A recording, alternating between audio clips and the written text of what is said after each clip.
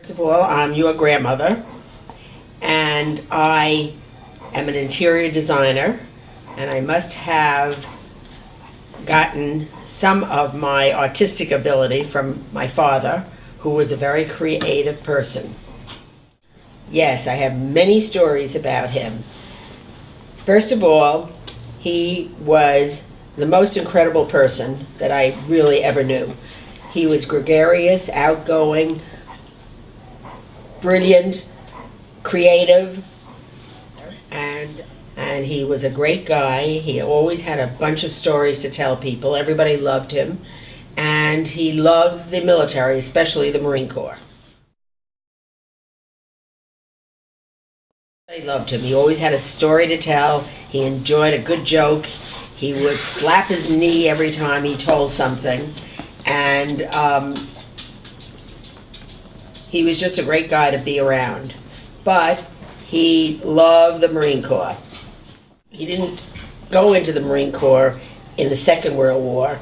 He was in the Marine Corps before I was born, at the end of the First World War.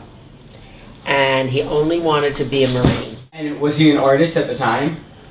I think so. He had taken, that was his major in school. And he was a great artist. He eventually started his own art studio, and he was very, very professional about it. How did that skill contribute to his career in the military?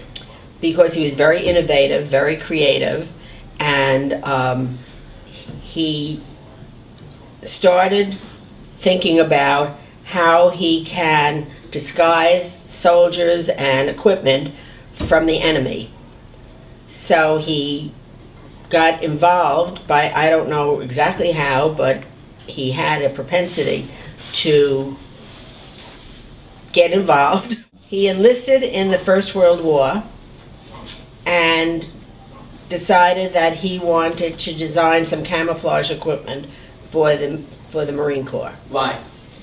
Because they had low-flying planes in those days, and the enemy would come and swoop across a field, and they would machine gun anything that looked that it was from our country.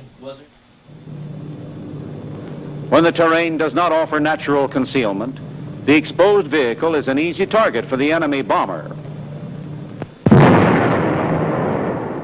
Was there any prior camouflage?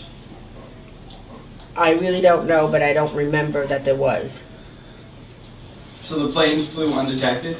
I mean, unprotected from the enemy at low levels? Yes, they would come in, and he decided that he was going to design a camouflage cover for these men and their equipment. So One common method of concealing a tank is to drape a garnished fish net over it. The folded net is placed on top so that it can be unrolled over the front and rear.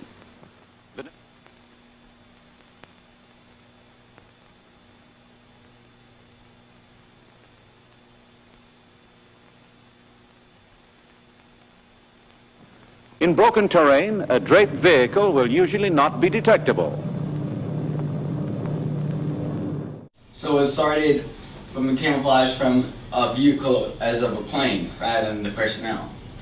I think both, and I don't know whether the military told him what they really wanted to camouflage, but he designed these outfits and these covers for the military at that point. What was his persona in the military opposed to his persona at home?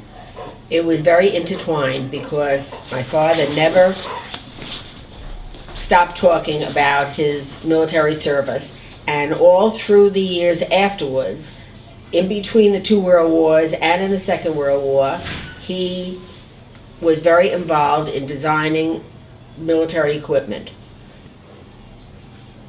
Did he bring anything home? Yes, he did.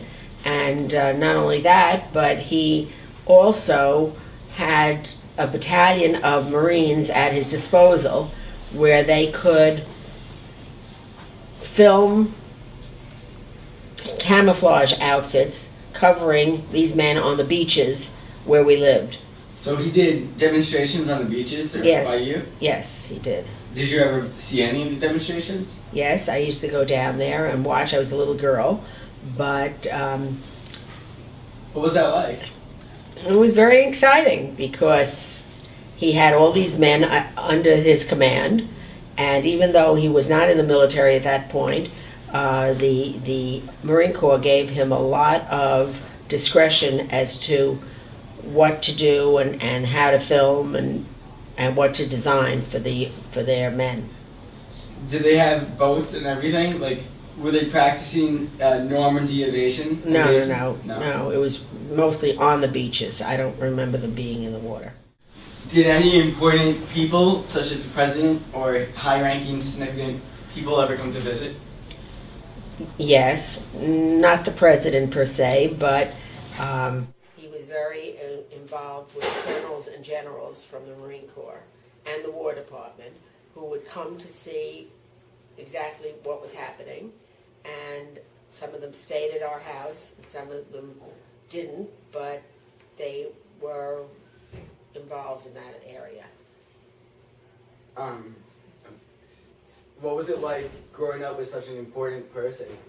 Did you feel overwhelmed? No, we didn't really think about it at all because it was on a day-to-day existence. The only thing that I always laughed at was that every time a Marine Corps hymn would come on the air, we all had to stand up wherever we were in the house and salute. Did the other children think that was different? Well, I don't know whether they knew so much about it, except for our family. I mean, a lot of people didn't even know what he was doing. My father always loved to wear some of the equipment, some of the uniforms or whatever, or part of the uniforms that he had designed. And so friends would come by and see that he was either wearing a Marine Corps hat or he was wearing fatigues or whatever, because he really just loved doing what he was doing there. Father and his uncles, and your uncles, wore some of those uniforms, just for play.